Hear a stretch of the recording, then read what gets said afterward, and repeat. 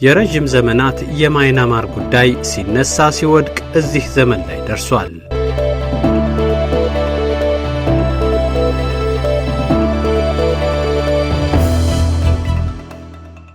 የረጅም ዘመናት የማይናማር ጉዳይ ሲነሳ ሲወድቅ እዚህ ዘመን ላይ ደርሷል። ማይናማር ውስጥ ያሉት የሮሂንግያውያን ጉዳይ ደግሞ የአንድ ወቅት ጋጋታ ሆኖ ተዘንግቷል።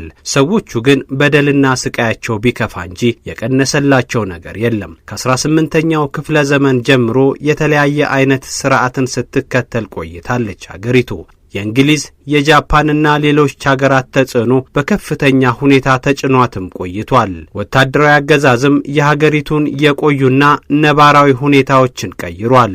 ከ1784 እስከ 1940ዎቹ አጋማሽ ከባድ የባርነት የመገዛት መራርነትን አይታለች። በርማ ወይም ማይናማር ተብላ የምትጠራው ይህች ሀገር በደቡብ ምስራቅ ኤዥያ የምትገኝ ናት። ህንድ፣ ቻይና፣ ላኦስ፣ ታይላንድና ባንግላዴሽ ያዋስኗታል። በበርማ ሀገር ከሚኖሩ የተለያዩ እምነት፣ ባህልና ሌላም መገለጫ ካላቸው ህዝቦች መካከል በርማ እንደ ሀገር እንድትመሰረት ከፍተኛ አስተዋጽኦ ያደረጉት ሮሂንግያዎች ይገኙበታል።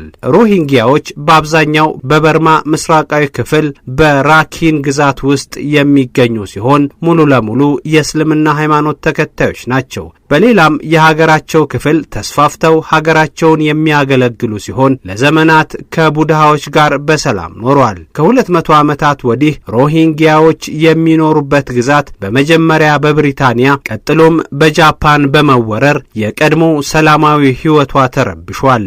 እነዚህ የውጭ ተጽዕኖዎች በእስልምናና በቡድሃ እምነት ተከታዮች ዘንድ የነበረውን ማህበራዊ ኑሮ በማቃወስ አንዱ የአንዱ ጠላት እንዲሆን አድርገዋል። በርማ እንደ አውሮፓውያን አቆጣጠር በ1948 ነጻነቷን ከእንግሊዝ ስታገኝ ሮሂንግያዎች ለሀገራዊ ምስረታው ቀዳሚውን ሚና ተወጥተዋል። ሀገሪቱ ነጻ ሆና ስትቀጥል ከነጻነቱ አንድ ዓመት አስቀድሞ በወራሪዎች የተዘጋጀውን ሀገራዊ መመሪያ ይዛ ነበር። ይህ ሀገራዊ ሰነድ በውስጡ ከያዛቸው ጉዳዮች አንዱ የዜግነት መብት ሲሆን በዚህ ረገድ ሮሂንግያዎችን ከጨዋታ ውጪ በማድረግ ሀገር አልባ እንዲሆኑም አድርጓል። ይሁንና ከነጻነቱ በኋላ የመጀመሪያው የበርማ ጠቅላይ ሚኒስትር የነበሩት ዩኑ ሮሂንግያዎች ያልተሸራረፈ መብት ያላቸው የበርማ ዜጎች ናቸው ሲሉ የቅኝ ግዛት ዘመንን የተሳሳተ ትርክት በመቀየር የተተከለውን መርዝ ለመንቀል ሞክረዋል። ይህ ውሳኔ እንደ አውሮፓውያን አቆጣጠር በ1954 ሲወሰን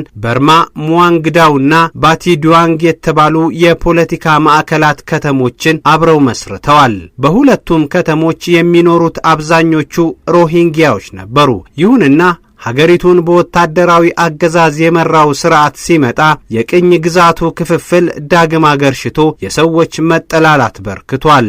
ወታደራዊ አገዛዙ እንደ አውሮፓውያን አቆጣጠር በ1974 የአንድ ፓርቲ ስርዓት በማወጅ በሀገሪቱ ከፍተኛ ቀውስ እንዲፈጠር አድርጓል። ድራገን ኪንግ በሚል ንቅናቄ ሰዎችን እየመዘገበ ደረጃ መመደብ የጀመረው ይህ አገዛዝ ይህንን ሀገር አፍራሽ እንቅስቃሴ የነቀፉ ሮሂንግያዎች ወታደሮች መሳደድና መስፈራራት ጀምረዋል። ይህ ቀውስ ሞቅ ቀዝቀዝ እያለ እስከ 2012ም ቀጥሏል። በርማ በ2012 እንደ አውሮፓውያን አቆጣጠር ባደረገችው ምርጫ ፕሬዝዳንት አንግ ሳን ሱኪን ተመርጠው መልካም የሚባል ሥራ መስራት ጀምረው ነበር። በጎ በመሰለው ስራቸውም የዓለም የኖቤል ተሸላሚ ሆነው ተመስግነዋል። በአሁኑ ሰዓት ሮሂንግያዎች በባንግላዴሽና በማይናማር ምስራቃዊ ግዛት ተወስነው የሚኖሩ ሲሆን ይህንን የስደትና የመገለል ኑሮ ያመጣው የዓለም የሰላም ኖቤል ተሸላሚዋ አንግ ሳን ሱኪ በሰሩት እጅግ ዘግናይ ሥራ መሆኑ ታውቋል። ይህ ጉዳይ በዘንድሮ የተባበሩት መንግስታት ድርጅት ጉባኤ ላይ ጉዳያቸው እንዲሰማ ቢፈለግም በትክክል የነገረላቸው አልተገኘም። በእርግጥ ሮሂንግያዎችን የተመለከተ ጉዳይ ቢነሳም ችግሮቻቸው በተገቢው አለመብራራቱ ብዙዎችን ያሳዘነ ሆኗል።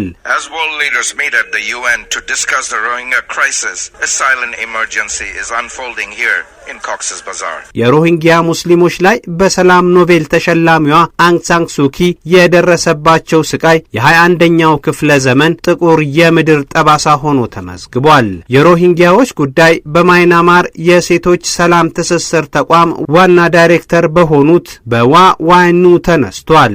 ዋና ዳይሬክተሯ በሀገራቸው በሙስሊሞች ላይ ብቻ ሳይሆን በሌሎችም አናሳ ጎሳዎችና በሴቶች ላይ ከፍተኛ ጉዳት እንደሚደርስ በማብራራት ለጉባኤተኛው ጉዳዩን አቅርበዋል። ስለ አናሳዎች በተለይም ስለ ማይናማር ተጠቂዎች በዓለም መድረክ ላይ መናገር እጅግ ጠቃሚ መሆኑ የተነሳ ሲሆን የተባበሩት መንግስታት ድርጅት የተወውን መልካም እይታ ወደ ሮሂንጊያዎች ሊያደርግ ይችላል የሚል እምነትም ተጥሎበታል። አሁን ላይ ሮሂንጊያዎች በባንግላዴሽም ሆነ በራኪን ግዛታቸው ተቀምጠው የዓለም አቀፉን ማህበረሰብ እጅ እየጠበቁ ይገኛሉ። በባንግላዴሽ ደቡባዊ ምስራቅ ክልል የሚገኘው በርካታ የማይናማር ሙስሊሞች ያሉበት ኮክስ ባዛር የመጠለያ ካምፕ እንደ አውሮፓውያን አቆጣጠር ከ2017 ጀምሮ በተባበሩት መንግስታት ድርጅት እየተደጎመ ሮሂንጊያዎችን ሲያገለግል ቆይቷል። ከቅርብ ጊዜ ወዲህ ወደዚህ ካምፕ የሚደረገው እርዳታ መጠን መቀነሱ እየተነገረ ሲሆን በተቃራኒው ወደ ካምፑ የሚመጡ ሮሂንጊያዎች ቁጥር በከፍተኛ ሁኔታ መጨመሩ ታውቋል። More than 1.4 million Rohingya have taken refuge in these camps, where children are going hungry, schools remain closed, and malnutrition is rising fast. ሮሂንጊያዎች በተጠለሉበት የባንግላዴሽ ካምፕ በርካታ ህጻናት ለችግር ተጋልጠዋል። ህጻናት የሚበሉት በማጣታቸው ከትምህርት ቤት እንዲቀሩ ሆነዋል። ይህንን አስመልክቶ አስተያየታቸውን ለአልጀዚራ የሰጡት የአንቶኒዮ ጉተሬስ ተወካይ ቼፍ ዲ ካቢኔት ኤርሌ ባለፉት 18 ወራት ብቻ ከ150 ሺህ በላይ የሮሂንጊያ ሰዎች ወደ ባንግላዴሽ ገብተዋል። በባንግላዴሽ ቀደም ብለው የሄዱ ከ1 ሚሊዮን በላይ የበርማ ስደተኞች ያሉ ሲሆን ባንግላዴሽ ግን አሁንም በቀናነት ክፍት ባደረገችው ድንበር ሌሎችንም እየተቀበለች ትገኛለች። በበርማ በተለይ ካለፉት 8 ዓመታት ወዲህ የተጀመረው የዘር ማጥፋት ጭፍጨፋ አሁንም የቀጠለ ሲሆን ዓለም ግን የአንድ ሰሞን ወሬ አድርጎ ጭራሹን ትቶታል። ባንግላዴሽም ከዛ ጊዜ ጀምሮ ከሰብአዊነት ሳትነጠል ያስቀጠለችው ተግባር የበጎ ምግባር ደጋፊ አካላትን ጭምር አስመስግኗል።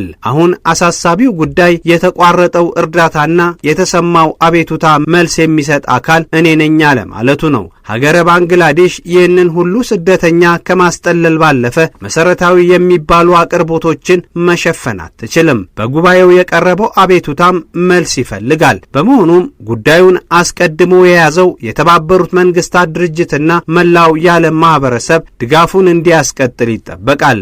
ተመሳሳይ መልካም እርምጃ ሱዳን፣ ዩክሬን፣ ጋዛና ሌሎችም ከጉባኤው ማግስት መልስ የሚጠብቁ አካላት ናቸው። አልጀዚራ፣ ፍራንስ 24 እና ዩሮኒውስ የዘገባው ምንጮች ናቸው።